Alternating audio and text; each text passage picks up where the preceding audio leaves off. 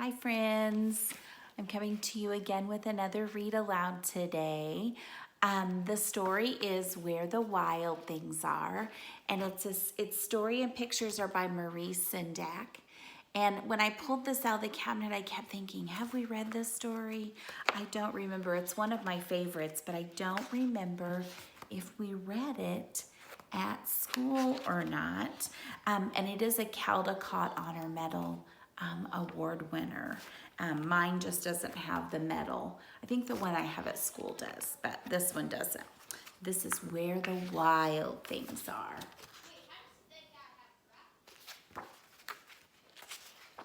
The night Max wore his wolf suit and made mischief of one kind. Do you guys remember what the word mischief means? Let's see if you can tell on the next page. And another. His mother called him Wild Thing, and Max said, "I'll eat you up." So he was sent to bed without eating anything. Uh-oh, he must have been causing trouble. That very night in Max's room, a forest grew and grew and grew until his ceiling hung with vines and the walls became the world around him. And an ocean tumbled by with a private boat for Max, and he sailed off through day and night. And in and out of weeks and almost over a year to where the wild things are.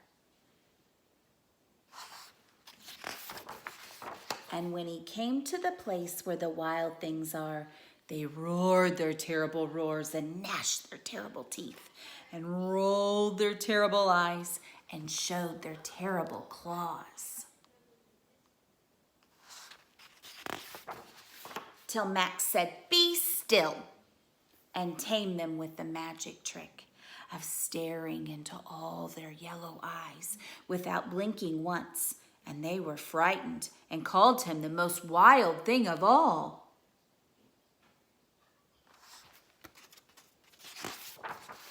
And made him king of all wild things. And now cried Max, "Let the wild rumpus start." So he's in charge of all those wild things. So there they go. There's their wild rumpus. Now they're hanging on the limbs of the trees. And they're carrying him through the forest. "Now stop," Max said, and sent the wild things off to bed without their supper. Sounds familiar, doesn't it? And Max, the king of all the wild things, was lonely and wanted to be where someone loved him best of all. Then all around from far away across the world, he smelled good things to eat. So he gave up being king of where the wild things are.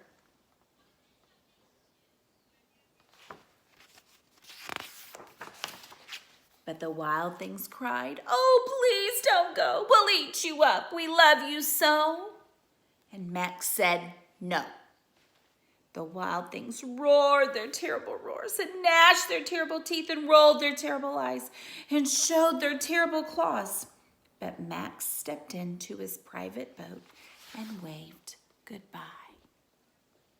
Why do you suppose he could smell that yummy food, I'm wondering? And sailed back over a year and in and out of weeks and through a day. And into the night of his very own room, where he found his supper waiting for him.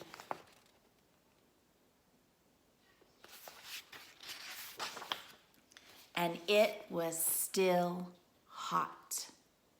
Do you think he really went to see where the wild things are? Or do you think he went to sleep and that was his dream and he woke up smelling that warm, yummy food? Huh. Share with your family what you think happened in The Wild Things Are. All right. Well, I wanted to read one more book this week. I hope that you enjoyed this book. I hope you're doing fantastic. I miss you so. And I hope you have a great weekend. And next week, Mrs. Thomas will be back with more read alouds to share with you. I love you. Have a great weekend. Love to all. Bye-bye.